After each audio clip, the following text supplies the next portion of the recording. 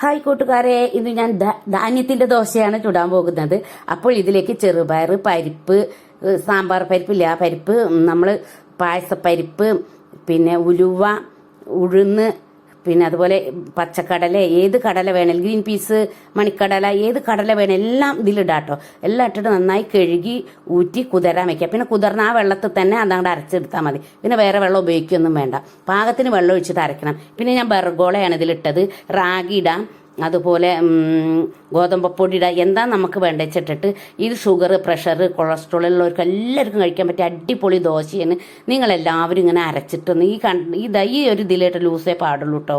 അത് അരച്ചെടുക്കുമ്പോൾ എന്നിട്ട് നിങ്ങളെല്ലാവരും ഇങ്ങനെ ഒന്ന് ഉണ്ടാക്കി നോക്കി കഴിക്കൂ, എന്നിട്ട് പറയൂ അതിന് മറുപടി. പിന്നെ കമൻറ്റ്, ലൈക്ക്, സബ്സ്ക്രൈബ് ചെയ്യാത്തവരൊക്കെ സബ്സ്ക്രൈബ് ചെയ്യുക. ഇത് ചട്നിയുടെ കൂടെ, അതുപോലെ എന്ത് കറിയുടെ കൂടെയും കഴിക്കാം, അല്ലാതെയും കഴിക്കാം. ഇതിൽ വല്യുള്ളി, ജീരകം, കറിവേപ്പില, മുരിങ്ങയില, എന്ത് ഇലകളുണ്ടോ നമുക്ക് ഇഷ്ടപ്പെട്ടത്, മല്ലിയിലൊക്കെ കൂട്ടി അരയ്ക്കാം.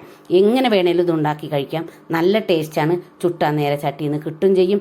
എന്തൊരു നല്ല ടേസ്റ്റായി. ഉലുവതൊക്കെ മോൻ പറയുന്നതുകൊണ്ട് അമ്മ ഉഴുന്ന് വടയിലൊക്കെ ഒരു ടേസ്റ്റില്ലേന്ന് പറയും. കാരണം കഴിക്കാൻ പറ്റാത്തൊരു ഇതൊന്നുമില്ല. എല്ലാം ഓരോ സ്പൂൺ ഇട്ടാൽ നമുക്ക് ഇഷ്ടം പോലെ കഴിക്കാണ്ട്. മരുമോൾ അത് ടേസ്റ്റൊക്കെ നോക്കി നല്ല രസമുണ്ട് അമ്മ എന്നൊക്കെ പറയുന്നുണ്ട്. അപ്പോൾ എല്ലാവരും സബ്സ്ക്രൈബ് ചെയ്യാത്ത സബ്സ്ക്രൈബ് ചെയ്യട്ടോ. അപ്പം ഇന്നത്തെ വീഡിയോ എത്രയുള്ളൂ. ബാ.